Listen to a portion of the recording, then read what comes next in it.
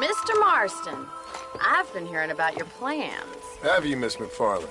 Yes, from Lee Johnson, to settle here and build a life for yourself. I'm afraid those aren't my plans. See, I already have a life. Well, I had one, and I'm trying to reclaim it. Or maybe what you could say is I had two, and I'm trying to end one of them so the other can survive. You do so love to talk in riddles, Mr. Marston.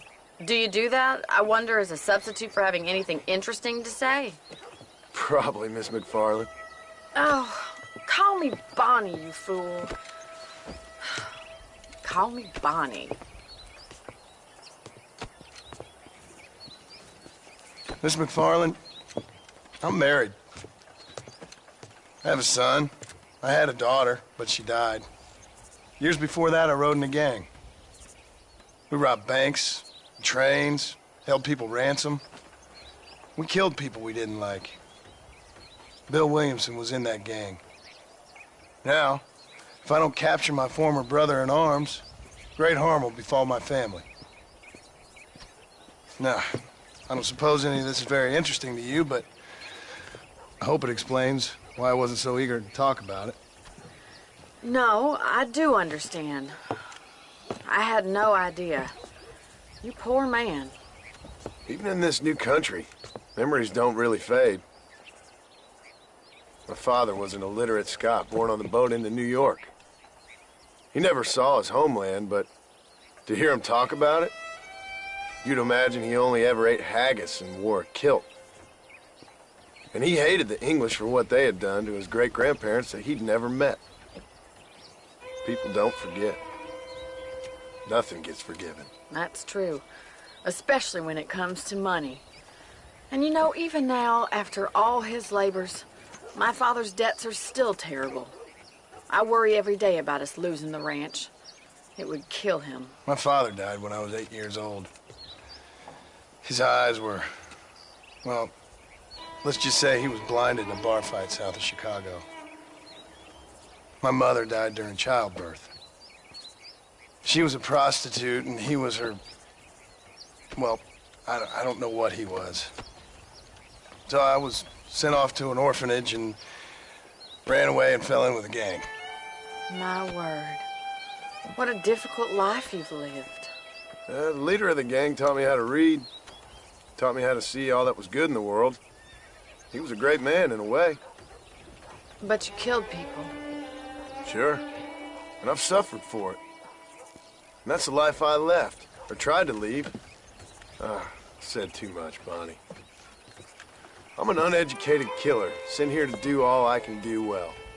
Kill a man in cold blood so that another man may do his part to cut crime in an area, and a rich man can be elected governor on the back of these promises.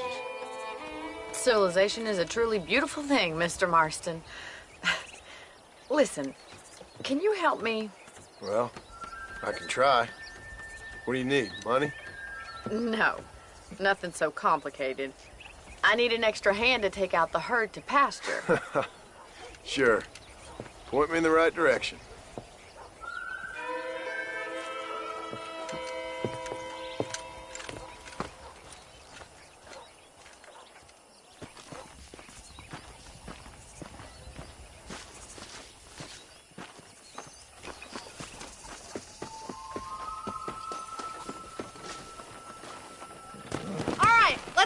To the cow pen. It's about time a budding farmer such as yourself learned how to herd cattle.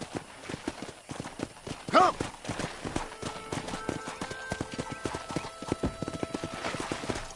Thank you for telling me all that back there.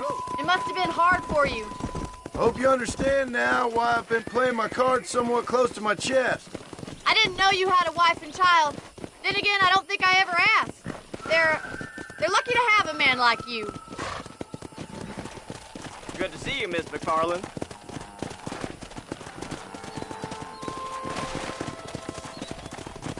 Whoa!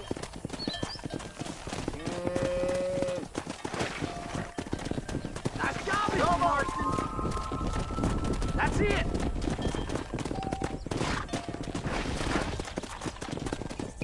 He's got it. Herd the cows down the road. Pretend you know what you're doing. Good job. go.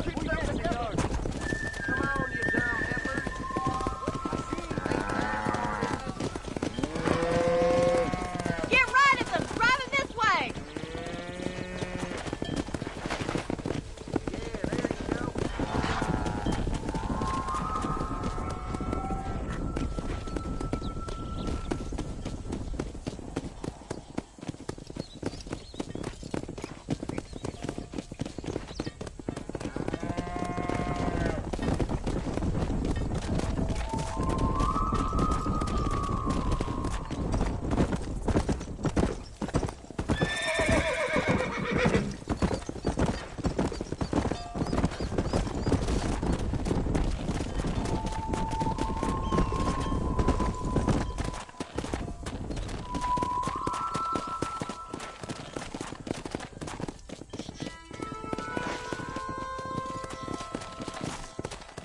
He's just showing off now. Keep going, Mr. Marston. Nail it down. Now we need to move this entire herd out to the far pasture for grazing.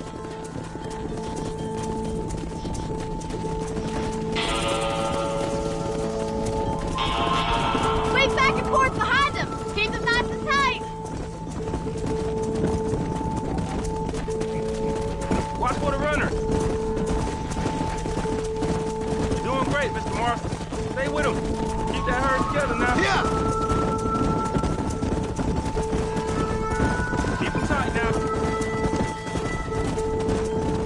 Body's gonna love this. Mr. Marston!